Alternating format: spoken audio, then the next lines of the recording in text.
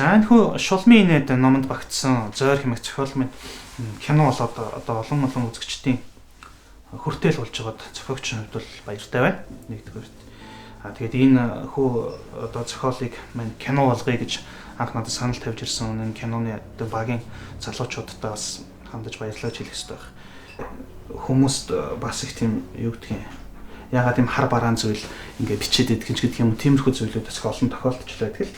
Тэгээ тэр нь энд нь одоо би юу гэж хэлмээр санагдчихна гэхээр хүмүүсийн тэр нэг амгалан тайван байгаа тэр орчин айдас бас байж ич тэр нэг илүү сайхан юмны илүү үнцэнтэй болж тухайн хөв хүмүүстээ хүрдэг. Тэгээд яг тэр үүднээсээ л аимшигын юм бичвэл бас гоё юм болов. Хүмүүсийн тэр сайн сайхан гэрэл гэгээтэй гэдэг тэр ухагтгоонууд нь илүү үнцэнтэй болж тухайн хүндээ наалтах юм болов гэж боддог л доо. Одоо гол дөрвөн жүжигчин байна л да. Галсан, Хэрлэн, Оюун Чимэг, Батчарал гэсэн. Тэгээд энэ хүмүүс маань жүжигчид маань бүгдээр өөр өөрсдийнхөө үүрэг ройлыг их сайн хангалттай гүйдэн биелүүлж чадлаа л гэж би харсан шүү дээ. Тэгээд энэ Зойр гэдэг киног бас хүлээсээр бас энэ кино болгохгүй мүү гэж хандаж бас хэлжсэн олон уншигчид байсан. Тэр бүх хүмүүсийн маань хүслийг одоо ингээд гүйцээгээд гэдэг юм уу те. Энэ кинонд дэлгэцийн бүтээл болгож гаргасан энэ багийнхаа хамт олонд бас их баярлалаа гэж хэлэх хэрэгтэй. Тэр багийн одоо багийнхан тэрний цаадах гэр бүлийнхэн ар гарийнхан тэр уран бүтээлчдийг ажиллах орчныг бүрдүүлж гисэн тэр бүх хүмүүст бас хандаж бас баяр хүргэх хэрэгтэй байна. Кино бол амжилттай хийгдсэн. Зохиолыг нь уншсан хүмүүс бол мэдээж мэдж байгаа. Гэхдээ яг энэ зүйл чинь зүгээр цаасан дээр бичигдсэн зүйл чинь дэлгэцийн бүтээл болоод амлаад кино болоод ирэхээр бас арай өөр юм байна шүү гэдгийг бас би мэдэрсэн л энэ киногоо зохиолоо би кино зохиол болгож хөрвүүлж бичгтэй л анхыг бодчихлаа. Айгүй олон деталь хэсгүүд нэг зохиолын минь задлал энэ хэсэг дээр яг л ихлээ. Тэгээд олон зүйлүүд л яригдал босоод ирсэн л дээ. Тэгээд тэр бол нэг дахиад бараг л шинээр ингээд зохиолоо бичиж байгаагаас нь ялгаа байхгүй шиг бол бичсэн. Яг ерөнхий шугам нь байж байгаа. Яг л тэр шугамынхаа дагуу зохиолынхаа гол ноён руугаа бариад л тэгэл явсан. За миний хувьд уг уран бүтээлд найруулагчаар ажиллалаа. Киноны маань нэр Зойр. Тэгээд Монгол хүний сэтгэхүйд энэ Зойр гэдэг энэ газар доорх гэдэг ойлголт их хол юм шиг санагддаг. Хүмүүс ярьдаг шүү дээ. Хойш харсан нүх гэл харанхуй нүх гэл их тэгж цэрвж цэрлэж ярьдаг шүү дээ. Тэр ч утгаараа уг Зойр хэмээх өгүүлгээс сэтүүлж аимшиг кино хийвэл юу нь яадаг юм бол гэж. Залуу хүний хувьд бас их нөмөр нөөлөгтэй туршлагатай хүмүүстэй хамтарч ажилласан. Давах ах маань байна. Жүжигчин Саран Цэцгийгч маань байна. Жүжигчин Мөнгөн Дулаан ах маань байна. Тэгэд энэ хүмүүсээс бас суралцах юм их байлаа л да. Хүн гэдэг өөр их сонирхолтой. Одоо тэр паркийн галзуу уулган гэж тоглоом байна. Одоо амар гэдгийг мэдсээр байж, харсаар байж иж өөрийн биеэр сууж үзхийг хүсдэг. Тэгээд энэ утгаараа бид нэр сэтгэхгүй гэхээс илүү дүрслэл талаас их анхаарч ажилласан. За тэгээд уг уран бүтээлд маань дэмжлэг тусалцаа үзүүлж хамтарч ажилласан хувь хүн болон албан байгууллагуудаа чин сэтгэлээсээ талархснаа илэрхийлмээр байна. Мөн миний туслахаар ажилласан жүжигчин Бям цогт болон түүний гэр бүлд нь за баярлсан талархснаа энэ ташрамд бас хэлмээр байна.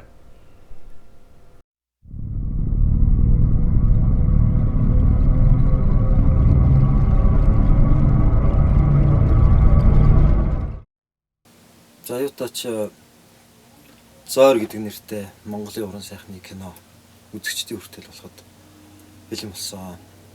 Тэгээд анх энэ киног найруулагч Цогт Эрдэнэ энэ Зойр гэдэг Уган баярын юм өгүүлэг байдаг юм аа.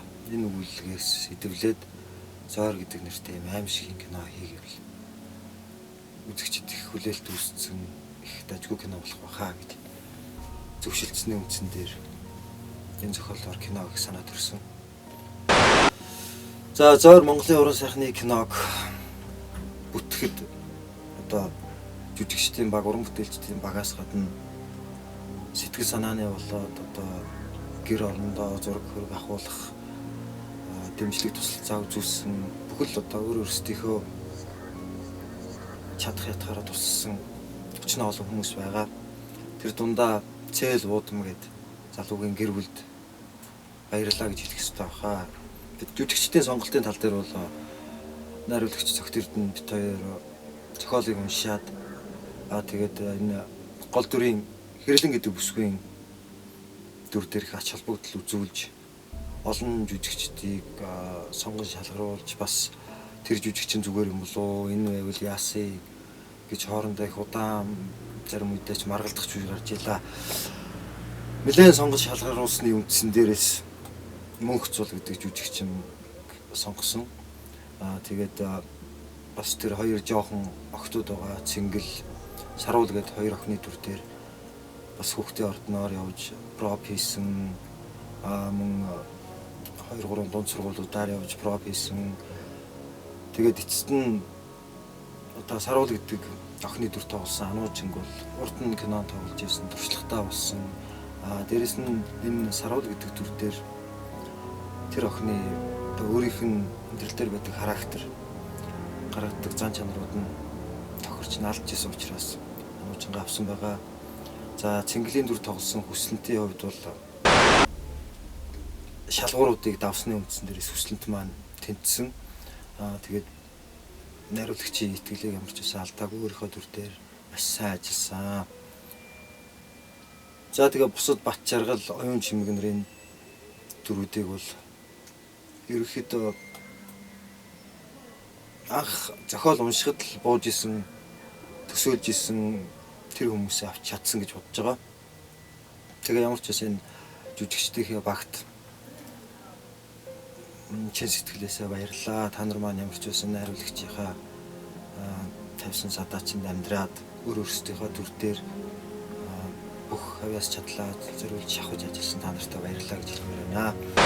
За миний хувьд энэ кинонд галсан гээд гол дүрийн одоо бас Монголын нийгэмд байгаа залуучуудын илэрхийлэл болсон, төлөөлөл болсон нэг залуу хүмүүс дээр ажиллаж дуслаа. Ер нь бол Зоор гэдэг зохиол дээр өгүүлэлгэн дээр бол галсангийн дүрийг арай өөрөөр дүрсэлж, өөр хүнээр дүрсэлж бичсэн байдаг л да. Тэгээд зохиолчтойгоо нэлээ ярилцсан. Энэ ямар хүн байх бол, ямар характертай хүн байх бол чи юу гэж бодож бичсэн юм. Миний бодож байгаа бол юм байна. Найруулагч маань ч гэсэн өөрийнхөө зүгээс миний төсөөлж байгаа галсан бол иймэрхүү байх болов гэд гурван талаасаа ярилцаж, зөвсөлдөж эхлээд дүрийнхээ ерөнхий чиг шугамыг босгож ирсэн. За тэгээд тэр ярьсныхаа дагуу энэ дүр дээр ажилласан. Яг Зоор гэдэг өгүүлэлгийг кино шууд тэр чигээр нь кино болгоод ингээд хийчихье гэхэд бас зарим нэг үед бэрхшээлтэй, авцалдахгүй тийм зүйлүүд их гарч исэн. Тэгээд тэр ч утгаараа одоо Зоор гэдэг өгүүлэлгээс сэдвүүлэн бүтээсэн кино гэж бид нарын яриад байгаа. Ер нь бол тийм учиртай. Галсан уншигчд бол арай өөрөөр төсөөлж байгаа бах. Гэхдээ кинон дэр буугаад ирэхлээр одоо хувь жүжигчин мөнгө тулгын ажилласан дүр галсан болж ямар ч байсан харагдах байхаа гэж найдаж байгаа.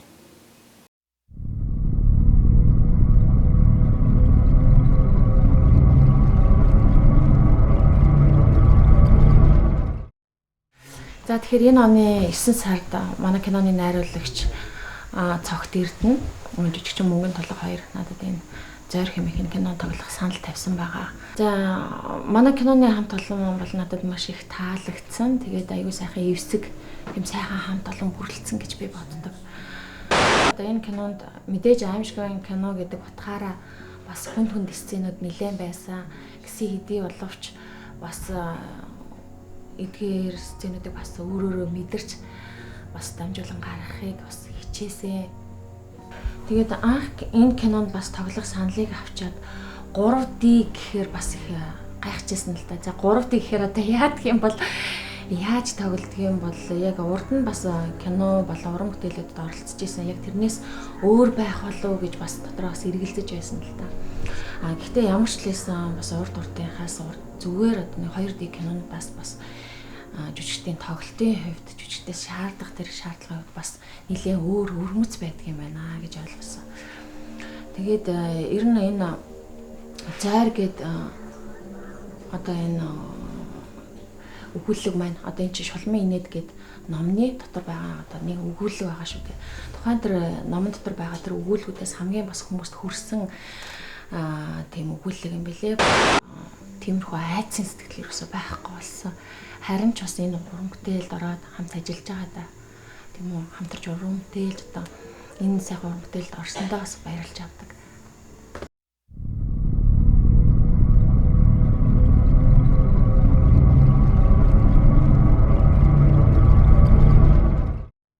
Киноны онцлог нэг гэвэл аим шиг киногаа 3D хэмжээс тэр технологиг ашиглаж хийж байгаа юм билээ. Тэгээд яг аим шиг гэдэг утгаараа орон зайтай хүмүүст илүү тэр аим шиг мэдрэмжийг өгье гэсэн санаа юм болоо гэж бодож байгаа. Тэгээд энэ кинонд маш олон туршлагатай сайн уран бүтээлчд оролцож байгаа. Тэрэнд Даваа хаах байна. Жүжигч Мөнгөн Толгой ах байна. Тэгээд Саран цэцгийгч байна. За миний хувьд хэм бол Бат Жаргал гэдэг нэг дүр дээр ажилласан байгаа. Энэ нь болохоор энэ гол дүрийн нэг залуугийн дүүн болж киноны яг дунд хэсгээс гарч эхэлнэ л дээ. Тэгээ үзэгчдээ өөрсдөө үзээд тэгээ ийм дүрд тоглосон юм байна да гэж өөрсдийн үнэлтээг өгөх гэж байна. Миний хувьд Зойр хэмээхийн аимшиг киноны оюунч мэг гэх бүсгүүн дүр дээр ажилласан. Тэгээд анх энэ киноны зохиолыг хүлээж аваад энэ саналыг хүлээж аваад тэгэд маш их сонир санагдсан л да.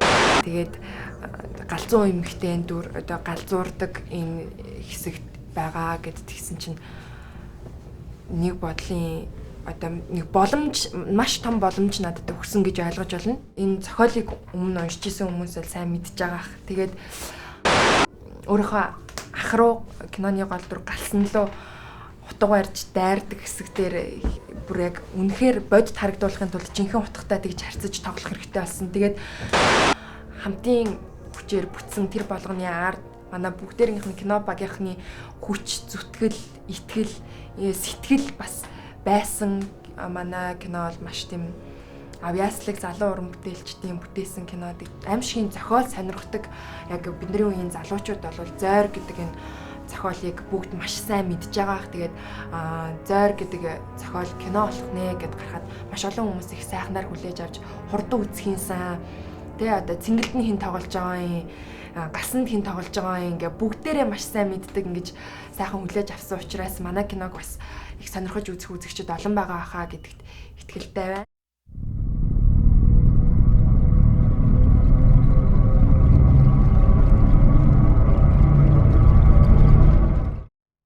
Самбайцхан намайг Анажин гэдэг. Намайг Одон чимгийн Анажин гэдэг. Би драмын дугуулын 4 дахь хичээлдээ явж байгаа. Би 2 дугаар сургуулийн 5 байнгын хүүхэд. Тэгээд энэ кинонд тоглоход киноны маань анх ихчнүүд надад их тусалж дэмжижсэн. Одоо чи яа? Самбайцхан намайг интуягийн хүсэлт гэдэг би хөгжим бужгийн коллежийн 4 ангийн сурагч. Тэгээд би өмнө нь кинонд тоглож үзэж байгаагүй. Тэгээд энэ удаа Зойр гэдэг кинонд тоглоод Цэнгэл гэдэг охины дүр бүтээсэн. Тэгээд кинонд тоглох их сонирхолтой юм билээ.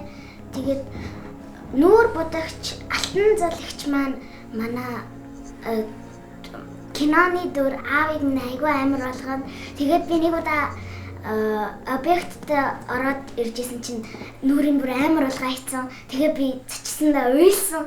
Амар юм бэлээ.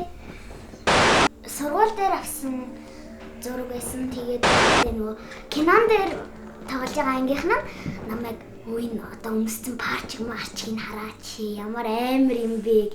Тэгээ бүр амар иччихсэн. Тэгээ бүр тэр парчиг формын тайлж ягаад нэг анги руу орсон ш. Тэгэхгүй бол хүүхдүүдээс ичээ. Яг ингээ бодцоо охтоос л Будаагүйчээсээ их айхлах та. Ийм царайдашээсээ л та. Хөгжмийн зохиолын хувь дээр гэх юм бол одоо их олон дээр составын олон хөгжим авч ашиглана гэхээсээ илүүтэйгээр яасан бэ гэхээр одоо яг нэг хөгжим дээр те одоо яг тэр киноны сэдв те яг зөөр гэдэг нэг байшин байгаа те тэгээ айлгаад байгаа бас нэг зүйл байгаа те яг тэр лүгээ татаж аваачихын тулд одоо яг одоо гол сэдв болсон тэр нэг тема гэх юм уу те тэр зүйл маань бол нэг хөгжим гэдэг юм уу тиймэрхүүгээр бид нар бол сэтгэж хийж байгаа. Тэгээ яг стилийн хувьд гэх юм бол одоо яг энэ хөгжмийн мэдээж киноны хөгжим гэхдээ гол асуудал нь бол одоо юу гэдэг илүү их этно чиглэл яг тэр дүүштэйг уялдаар этник тэгээд одоо аимшигын тэр одоо тэр хоёр стилийг хослуулж хийгдэж байгаа. Тэгээд ерөнхийдөө бол киноны маань сэдв аимшигын одоо жанртай тэр утгаараа хөгжим тал дээр бол бидний одоо яг гол харах зүйлүүд одоо орчны шуум тэгээд илүү их тэр одоо дэлгэцэн дээр юу гарч ийн яг тэр зүйлтэйгээ илүү их наалдуулж тэгээд гол нөгөө хүмүүсийг одоо бас тодорхой хэмжээнд айлгах тийм энэ кино маань өөрөө бол одоо яг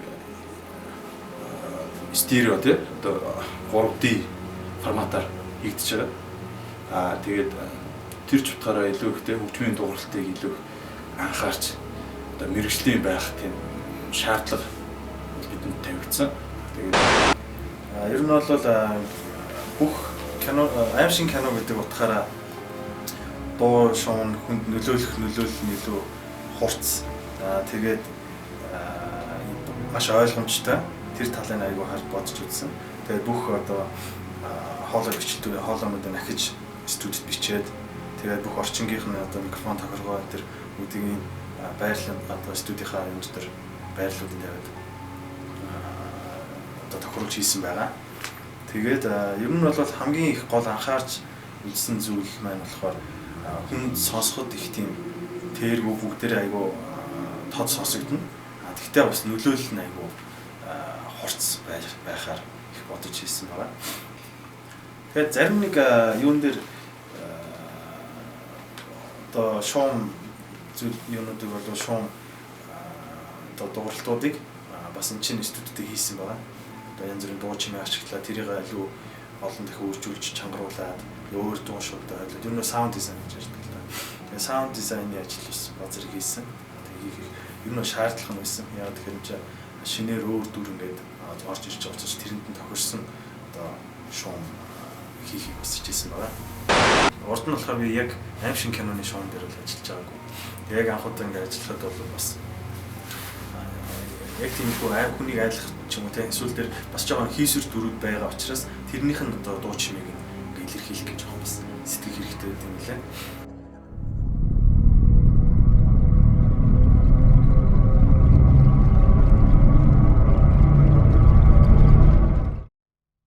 Зөөр гэж энэ киноны уран бүтээлчтэй ингэж хамтарч ажилласандаа маш их баяртай байна. Энэ бол миний хамгийн анхны кино байгаа. Тэгээ ерөнхийдөө надад энэ аимшигын гэдэг утгаараа энэ киноны зохиол нэг таалагдсан л да. Тэгээ зохиолыг уншиж үзээд энэ кинонд ажиллаад үзвэл ер нь нэлээд сонирхолтой. Анхны гэдэг утгаараа надад бас нэлээд туршлага гэх юм уу да. Тийм зүйл надад бас их өглөөлдөө. Тэгээд энэ кинонд энэ зөөр гэдэг ерөнхий өөрийнх нь объект тийм маш их ач холбогдол өгч энэ киног хийсэн л дээ. Тэгээд аль болох бүх юмаа тийм энэ тэнд бэлэн объект ашиглахгүйгээр бас бүгдийг өөрсдийнхээ гараар бүгдийг хийсэн байгаа. Тэгээд ерөнхийдөө дотрын сцен, гадны сцен тэгэл 2-3 газар өөр газар ингэж хийсэн гэдэг утгаараа нэлээд ажиллагаатай л байсан л да.